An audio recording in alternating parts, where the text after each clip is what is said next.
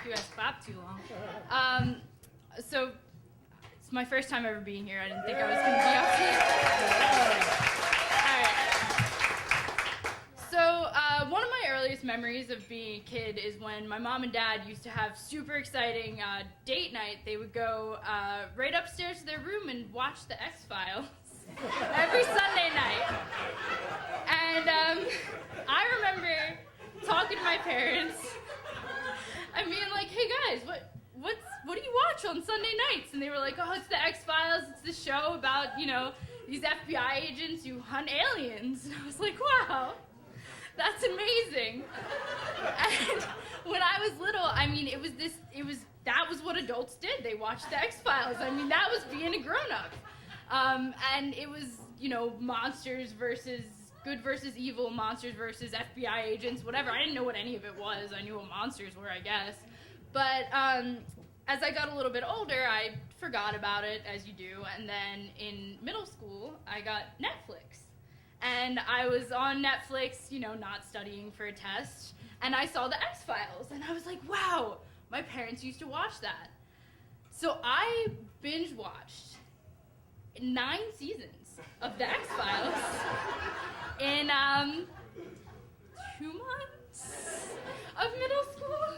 And I fell in love with Fox Mulder. I mean, David Duchovny was the hero. I mean, he was the man. And he was beautiful and funny and Oxford educated, smart, and I mean, he was just everything that I could have ever dreamed of. And my best friend received so many text messages about Fox Mulder, her poor phone was just done. And at that point, I was staying up late, I was watching TV, I was in middle school. I thought that was being an adult. That was a real person. It was exciting for me. And David Duchovny running off and saving people, and it was adventurous. And then I got to high school, and I would rewatch every once in a while. Then freshman year of college, last year, they rebooted the X-Files, and it was a short, 5-episode series thing that happened, and I was so excited. I was in my dorm room with my 19-inch TV, which doesn't sound like much, but it was pretty exciting for me. Watching the theme song, which from the 90s, and the visual effects are horrific. It's awful. But, it was like seeing your ex across the bar. Your heart's pounding real fast, and your hands are sweaty, and you don't really know what to do. And then they got on there, and it's not 1993 anymore. Like, David Duchovny's not in his 30s. And I'm a freshman in college, and I have finals, and being an adult is not what I thought being an adult was gonna be. and I get there, and it's great, it's nostalgic, but it's not awesome.